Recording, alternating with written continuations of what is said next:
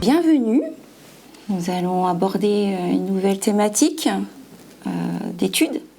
Et donc, le titre d'aujourd'hui est assez sympa, « Adorer le Créateur ». Alors, avant de commencer, Pasteur Charlie Raison. Bonjour. Et Pasteur Gétro Camille. Bonjour. Qui vont animer les débats aujourd'hui. Je t'invite à prier. Nous voulons, notre Père, que tu puisses nous conduire dans ce temps qui est aussi un temps d'adoration, un temps de relation avec toi. Nous désirons que le Saint-Esprit nous donne de t'adorer en esprit et en vérité. Amen. Amen. Alors, première question. Pourquoi l'adoration de Dieu doit être au centre de notre vie spirituelle? Alors, cette formulation, elle est potentiellement très problématique. Parce que quand je parle de devoir, quand je parle impératif, quand je parle obligation, quelque part je parle d'une forme de contrainte. Or, si quelque chose est éloigné tant que peut se faire de l'adoration, c'est bien la contrainte. Il n'y a pas d'adoration sous la contrainte, il n'y a pas de contrainte qui mène à une adoration.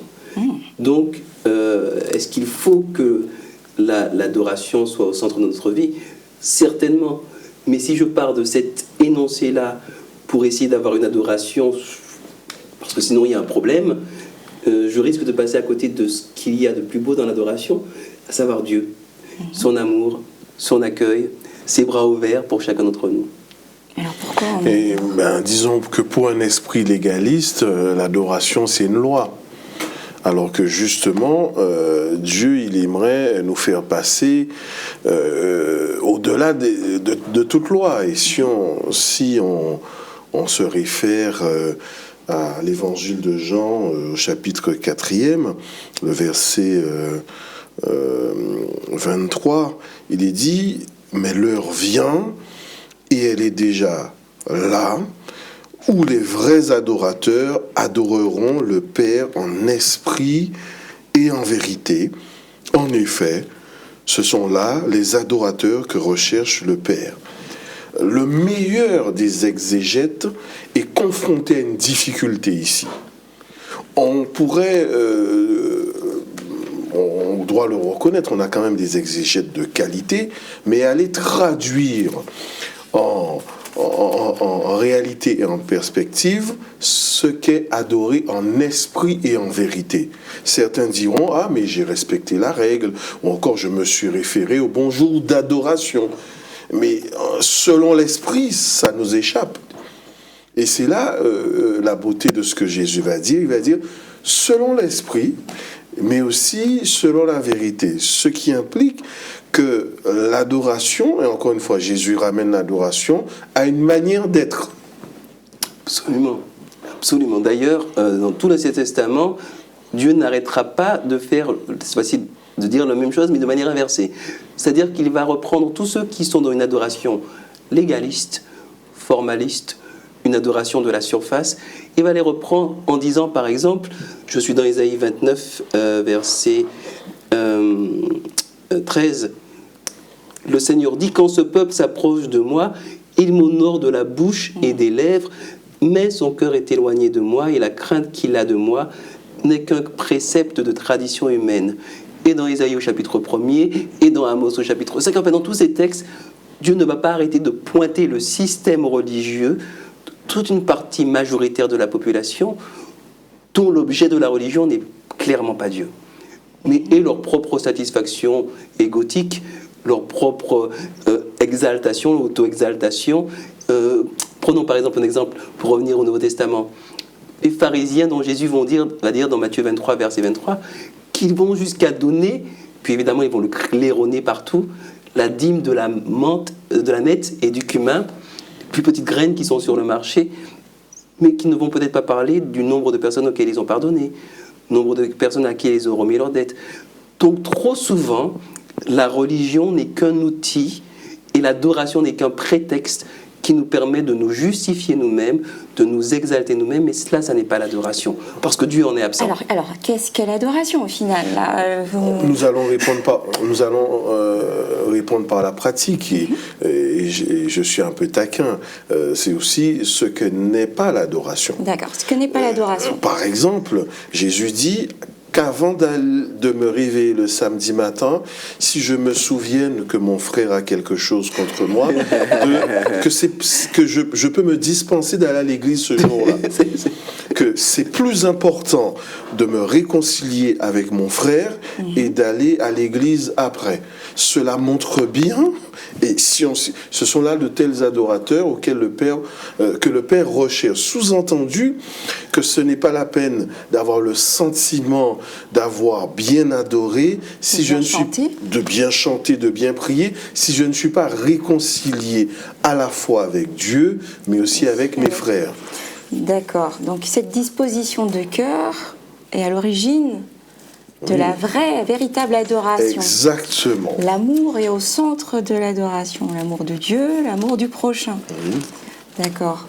On peut peut-être prendre ce texte de Philippiens pour illustrer le propos de Charlie et le tien également. Philippiens 2, versets 1 à 5.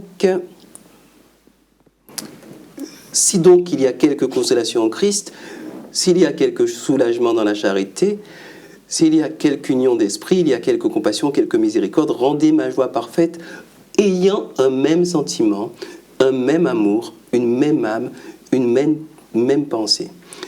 Ne faites rien par esprit de parti ou par vaine gloire, mais que l'humilité vous fasse regarder les autres comme étant au-dessus de vous-même. Que chacun de vous, au lieu de considérer ses propres intérêts, considère aussi ceux des autres. Ayez vous-même les sentiments qui étaient en Jésus-Christ. Je crois que voilà un appel à l'adoration véritable qui passe par un renouvellement intérieur, un changement d'état d'esprit, changement complet de paradigme.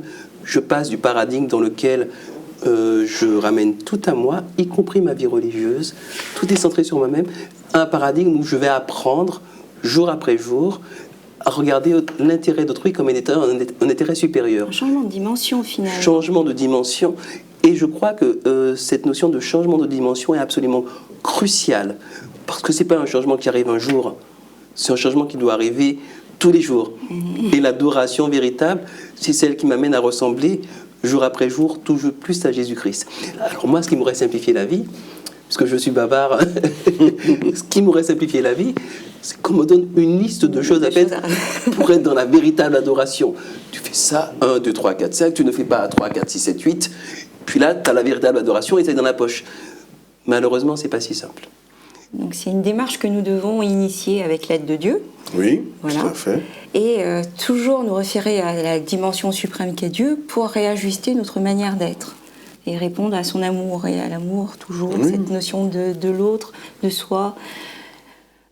Mais du coup, la notion de crainte de Dieu qui revient souvent, qu'est-ce qu'elle évoque Elle veut dire que nous devons nous sentir vraiment diminués devant Dieu ou avoir peur? Que signifie-t-elle? Alors c'est vrai que dans une théologie ancienne, cette perspective de crainte, c'était la peur du divin, parce que le divin nous sanctionnait. Oui. Maintenant que nous avons appris que Dieu, il établit une relation d'amour et de grâce, mais aussi une relation dans un cadre qui est sa loi aussi. Et cette loi se résume à l'amour, ce qui implique que si j'aime Dieu, je vais le respecter, je vais l'honorer. Donc tu es en train de me dire que finalement le mot crainte, c'est plus un respect. Un respect, le fait de lui rendre hommage, de lui donner la place centrale. C'est un peu comme faire mémoire. Je ne me rappelle pas de Dieu simplement parce qu'il a fait grâce, mais je me rappelle de lui parce que c'est un créateur. Je ne vais pas me rappeler de lui simplement parce qu'il donne, parce qu'il a fait ceci ou cela pour moi, mais juste parce que je l'aime. Pour aller dans ce sens-là, et pour parler d'une dimension également liée au respect, J'étais au bord de la mer en pleine nuit, dans un endroit que je ne connaissais pas, et on était sur un sentier qui longeait les vagues. Il y avait de grosses vagues, beaucoup de vent. Première fois que je passais là, je peux vous dire que j'étais impressionné. Je n'étais pas rassuré du tout. Pourquoi ? Parce que je mesure que si une vague arrive et qu'elle me prend, que je ne peux rien faire. De la même manière, si je suis au bord d'un précipice, il est là, il n'a rien demandé à personne. Mais si je suis au bord d'un précipice de 900 mètres, que je regarde en bas, je serai nécessairement impressionné par la taille, la dimension et la portée de ce que je vois.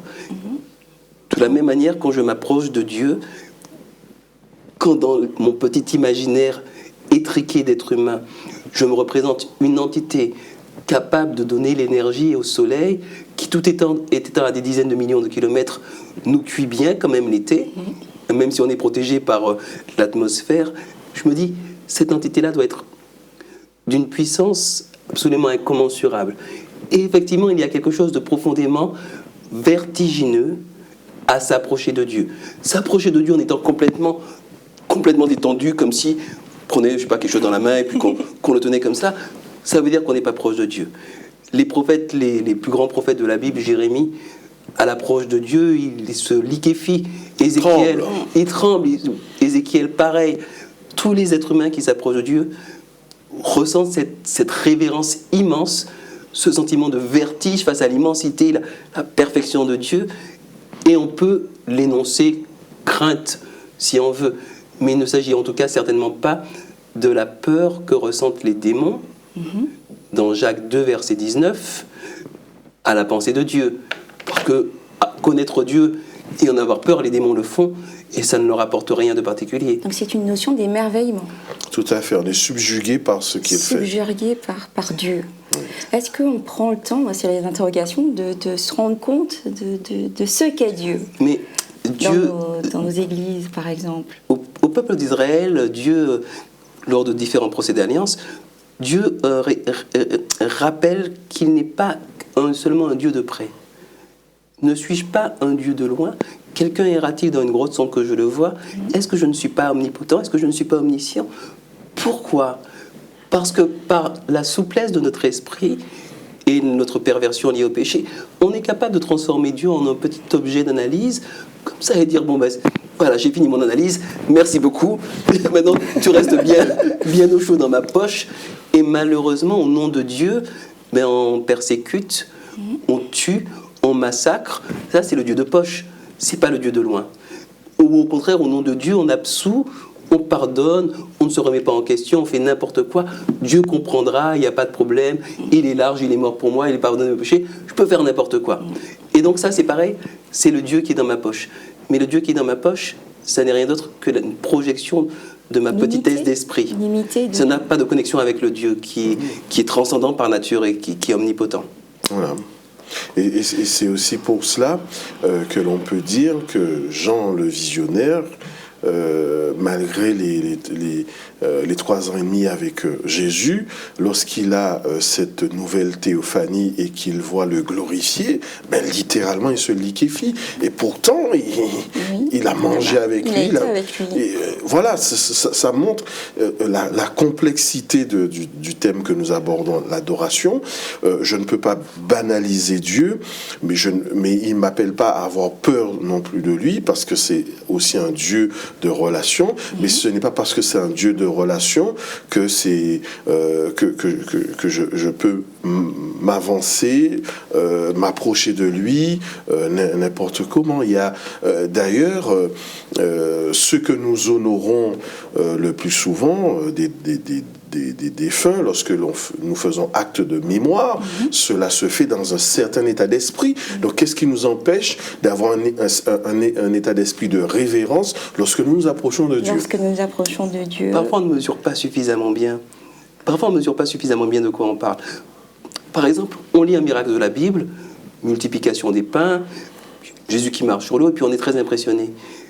Mais quand on regarde simplement ce qui se passe à l'intérieur de nos vaisseaux sanguins, et la manière dont le système immunitaire gère les intrusions, l'intelligence qui est liée à la division cellulaire, des phénomènes de base de la vie, qu'on prend le temps de mesurer à quel point tout cela est millimétré, enfin, c'est même plus petit que ça. C'est tellement précis, c'est tellement parfait, même entaché par le péché. La création, la nature et même notre propre corps sont des miracles d'une technologie, d'une biotechnologie, d'une complexité absolument monstrueuse. J'écoutais une émission scientifique la semaine dernière et on est en train de découvrir qu'il y a bien plus que les neurones dans le cerveau qui participent à l'intelligence, mais il y a des cellules qu'on appelle les cellules gliales. Ne me demandez pas à quoi ça sert, je ne sais pas. Mais on est en train de découvrir que finalement l'intelligence, c'est beaucoup plus que les neurones. Depuis les décennies qu'on se pense sur le cerveau, qu'on a l'IRM, qu'on a tous ces outils, on n'a toujours pas compris comment est-ce que c'est que la conscience, qu'est-ce que c'est que l'intelligence. Cela montre bien que nous sommes des merveilles totales. Et quand on commence à sentir cela, à mesurer cela, comment ne pas être en adoration et émerveillé devant celui qui a l'instigation de tout cela? Alors me vient une question, c'est une question plutôt pratique dans nos communautés. Quelle est la meilleure façon d'adorer Dieu au sein de nos communautés? Alors déjà, il y a une grande difficulté parce que nous allons confondre adorer et service de culte, et service d'adoration, service de culte, adorer et liturgie, adorer et chanter, adorer et jouer d'un instrument. Tout cela, c'est des doctrines. C'est un peu un patchwork. Et très souvent, certains, lorsqu'ils disent, j'en veux plus aux preuves, lorsque nous disons qui a fait le culte aujourd'hui, la question c'est qui a prêché, mais en fait, adorer, c'est plus que la prédication. Je veux dire, lorsque nous lisons par exemple le livre de la Révélation et que nous lisons avec attention le chapitre 4e et 5e qui sont des temps d'adoration dans le ciel, on ne voit pas de prédication, on voit plutôt une proclamation de la grandeur de Dieu. Et on aura beau faire la plus belle des prédications, avoir les meilleurs choristes, cela ne fait pas de nous pour autant de meilleurs et de grands adorateurs. Donc la meilleure façon d'adorer serait de venir dans ces lieux où on se rassemble pour louer Dieu, une bonne disposition de cœur. Déjà la bonne disposition de cœur. Suis-je réconcilié avec Dieu? Suis-je réconcilié avec mes frères? C'est déjà la base. Et ensuite, pourquoi je veux adorer? Est-ce que je suis dans un rituel? Ou est-ce que je désire simplement dire, Seigneur, merci pour la vie, je viens t'honorer parce que tu es le Dieu créateur. Et je viens le faire avec mes frères qui sont remplis de ces mêmes dispositions. Effectivement. Il y a un texte qui illustre bien ça, je crois, dans Ézéchiel 14, et je vais lire les versets 21 à 23. Oui. Ainsi parle le Seigneur l'Éternel, quoique j'envoie contre Jérusalem mes 4 châtiments terribles, l'épée, la famine, les bêtes féroces et la peste, pour en exterminer les hommes et les bêtes, il y aura néanmoins un reste qui échappera, qui en sortira, des fils et des filles. Voici, ils arriveront auprès de vous, vous verrez leur conduite et leurs actions, et vous vous consolerez du malheur que je fais venir sur Jérusalem, de tout ce que je fais venir sur elle. Ils vous consoleront quand vous verrez leur conduite et leurs actions, et vous reconnaîtrez que ce n'est pas sans raison que je fais tout ce que je lui fais, dit le Seigneur l'Éternel. Et je voudrais retirer plusieurs aspects de ce texte, qui est un texte pour moi absolument extraordinaire, parce que ce petit reste, qui est dans la véritable adoration, il n'est pas obsédé par savoir s'il va chanter le J'aime l'Éternel, ou l'hymne et louange, ou si on met la batterie ou pas la batterie, ou si la guitare est l'instrument de Dieu ou l'instrument du diable. Ça ne l'intéresse pas tellement. Mais il fait 2 choses, ce petit reste. La première chose, c'est qu'il va auprès des uns et des autres. Et ils apportent la consolation. Et ils apportent la paix. Et la deuxième chose, c'est que par leur vie, par leur adoration, et quand on parle d'adoration, je ne parle pas d'adoration le sabbat à l'église, ça en fait partie, mais ça n'est qu'un épiphénomène de quelque chose de beaucoup plus grand, évidemment. Mais par leur vie, par leur adoration, ils amènent les uns et les autres à reconnaître que ce n'est pas sans raison que Dieu fait ce qu'il fait. Autrement dit, ils participent à la réhabilitation de Dieu dans l'esprit même de croyants, je ne parle même pas d'incroyants, mais de croyants qui se sont éloignés de lui et qui ont sombré dans une forme d'idolâtrie. Donc, véritable adoration vers les autres, quelque chose de dynamique, en esprit et en vérité, comme cela a été dit tout à l'heure. Et deuxième conséquence de la véritable adoration, l'image de Dieu est restaurée et se restaure dans le cœur des véritables adorateurs, comme de ceux qui savent distinguer Dieu au travers de la vie des véritables adorateurs. Donc là, on est quand même très loin de la dynamique. On a chanté le 505 et pas le 504. On n'est pas dans la véritable adoration. Non, on est plus centré sur nous-mêmes et notre performance liturgique, comme Charlie l'a très bien dit tout à l'heure et très clairement. Mais on est dans le soin pour autrui et le soin pour Dieu. Ça, c'est inspiré par l'Esprit. Oui. Quand on reprend le verset principal de notre étude, se trouve dans Apocalypse chapitre 14, versets 6 à 7, où on parle de craindre Dieu, lui donner gloire, il y a une dernière notion qui apparaît, c'est celle du jugement. Et donc, je me pose cette question. Aujourd'hui, est-ce que nous prenons encore au sérieux l'imminence du jugement de Dieu? Et si oui, comment ça se traduit dans notre manière de vivre notre foi chrétienne? Alors, il y a plusieurs éléments. Déjà, le texte nous dit je vis un ange ayant un évangile éternel pour l'annoncer aux habitants de la terre. Premièrement, c'est ça le préambule. Le préambule, c'est la bonne nouvelle. La bonne nouvelle, c'est quoi? Récemment encore, la plupart des chrétiens célébraient Pâques. Pâques, c'est quoi? C'est dire qu'il est ressuscité. Pourquoi est-il ressuscité? Parce qu'il a fait le choix de nous aimer. Donc, l'évangile éternel commence par un acte d'amour. Un acte d'amour d'un homme en quoi qui dit « Père, pardonne-leur, car ils ne savent pas ce qu'ils font. » Donc, si mon souci, c'est de bien chanter, de bien prier, sans avoir intégré que la bonne nouvelle commence par un acte de pardon, je ne suis pas dans ce que Dieu attend. Quand bien même ce serait le bonjour. Parce que c'est d'abord un évangile éternel, un acte de réconciliation. Dieu disant, voilà, vous pouvez vous réunir autant de fois que vous voulez, mais si ça ne commence pas par cet acte de pardon, cet évangile éternel, ça n'a aucun sens. Et justement, et ça se résume avec l'avènement de ce jugement. Bien sûr qu'il va y avoir un jugement, mais ce jugement est forcément en faveur de celui qui est réconcilié avec Dieu. C'est pas un jugement pour nous faire peur. Et quand bien même on serait dans cette perspective, qui oserait dire, voilà, j'ai bien réussi mon examen, je peux me tenir en face de lui au jour du jugement. Aucun mérite.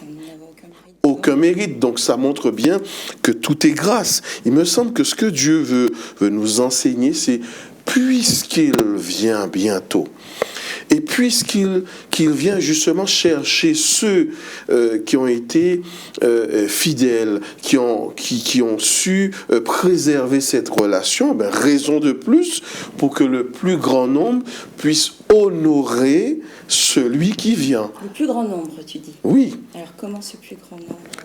C'est une influence. Quelqu'un qui adore, qui est subjugué, qui est passionné, cela se voit et cela s'entend. Ça se communique. Oui, il n'a pas besoin de faire toute une théologie de l'adoration. Rien que son adoration communique déjà. Sa vie. Oui. Son adoration, sa vie, tout ce qu'il est. Tout ce qu'il est. Le jugement, on peut le voir de plein de manières différentes. Ce qui est sûr, c'est que Dieu n'a pas besoin d'une instruction. Il est omniscient. Il sait tout. Il ne va pas nous juger sur nos performances, puisque la loi n'a pas le pouvoir de nous sauver. Cela a été dit très clairement. C'est avant tout la bonne nouvelle de la grâce offerte par Jésus-Christ. De quoi est-ce qu'il s'agit? Alors, une des manières de l'énoncer, une que j'affectionne en tout cas personnellement, c'est que le jugement ne vient pas tellement récompenser de gentilles personnes. Et récompenser, oui, c'est ça. Ça a été véhiculé comme ça, ou punir de mauvaises personnes. Je crois que le jugement vient sanctionner une réalité, c'est-à-dire cristalliser une réalité et une orientation spirituelle. Est-ce que, en un mot pour être court, est-ce que j'ai tourné ma face vers la lumière, même si j'ai avancé en cahotant, ou est-ce que j'ai tourné ma face vers les ténèbres? Autrement dit, qu'est-ce que je chéris dans mon cœur? Est-ce que je chéris la lumière, l'amour de l'autre? Est-ce que je chéris l'univers? Est-ce que je chéris la vie? Ou est-ce que je suis au contraire d'une dynamique anthropique, c'est-à-dire destructrice et autodestructrice. Et finalement, Dieu ne vient pas dire oh, « c'est bien, tu as bien obéi à toute ma loi, bravo, tu as été à l'église le samedi et pas le dimanche, tu vas au ciel. Moi, j'aimerais bien, je suis obligé, sinon je ne suis plus payé. Je suis obligé d'aller à l'église tous les samedis, je suis pasteur, j'ai pas le choix. J'aimerais bien que ce soit tellement plus simple, ça me simplifierait tellement la vie. » Mais Dieu va me demander, plutôt, mais est-ce que tu aimes la vie? Est-ce que tu as aimé ta femme correctement? Est-ce que tu t'es occupé de tes enfants? Est-ce que ça t'intéresse, la vie? Et je ne dois pas attendre le ciel pour commencer à m'intéresser à cela, parce que si pendant toute ma vie, je n'ai aimé que les ténèbres et l'égoïsme, qu'est-ce que je vais faire dans la générosité au ciel? En fait, je crois que le fait que des gens, au travers du jugement, n'accèdent pas à la vie éternelle, je crois, enfin, je l'énoncerai de la manière suivante. C'est plutôt un cadeau que Dieu leur fait. Oui. Moi, je suis par exemple un fan complet de Jean-Sébastien Bach. Depuis des années, je n'écoute quasiment que ça. C'est un vrai problème d'ailleurs pour ma femme qui lutte pour me supporter. Mais si au ciel on n'écoute que du rap, Eminem, le même morceau pendant l'éternité, je vais devenir fou. Enfin, moi, je n'ai rien contre le rap en soi-même, mais imaginez que pendant toute l'éternité, je sois dans une ambiance que je n'aime pas. Mais l'éternité, c'est pas un cadeau, c'est l'enfer, littéralement. Donc, si on sort un petit peu de la logique rétribution, récompense, punition, on se rend compte que le jugement a un sens et que Dieu vient donner aux êtres humains ce que les êtres humains ont demandé au plus profond de leur cœur. La lumière pour les uns et la vie, ce qu'ils ont choisi. La lumière et la vie pour les uns, la mort et les ténèbres pour les autres. Et énoncer comme cela, comme le disait Charlie, ça me paraît être une nouvelle excellente pour tout le monde, y compris pour ceux qui n'aiment pas la vie et qui la détruisent et qui vont se retrouver dans le néant qu'ils ont tellement contribué à propager. Donc, trop souvent, on a entendu des prédicateurs de toute obédience, de toute religion ou de tout monothéisme dire « Attention le jugement de Dieu, tremblez mortels, et puis surtout, soumettez-vous à notre influence et obéissez-nous, et puis glorifiez-nous, nous le clergé, parce que finalement, c'est nous qui avons le pouvoir. » Alors, c'est vrai que dans une perspective eschatologique, puisqu'il va y avoir ce conflit qu'on résume comme suit, sabbat ou dimanche, on peut comprendre que nous soyons développés dans une forme apologétique en montrant la suprématie du samedi sur le dimanche. On peut comprendre ça, mais au-delà de cela, il me semble que Dieu veut que nous allions plus loin. Plutôt que de donner la meilleure étude biblique sur la vérité du samedi, qu'est-ce qui nous empêche d'être profondément des adorateurs pour que la force et la puissance de notre adoration puissent dire, tiens, ceux-là qui adorent le jour du sabbat, ils sont complètement différents. Qu'est-ce qui se passe chez eux? Quel vécu, quelle relation ils ont pour que ce soit aussi fort, profond et différent? Il me semble que ce serait beaucoup plus pertinent plutôt que d'avoir une excellente étude biblique pour démontrer. Parce que même si nous démontrons, cela ne convertit pas un cœur. Effectivement.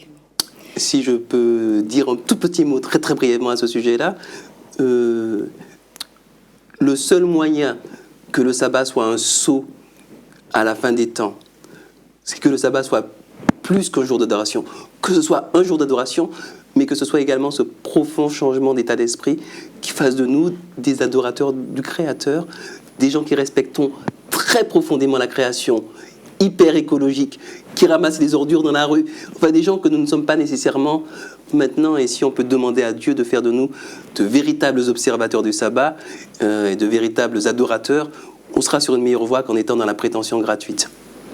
Amen. Eh ben, je vous remercie. J'espère que cette étude vous a tous vraiment plu. Et puis n'hésitez pas à laisser quelques commentaires pour enrichir ce débat. Merci.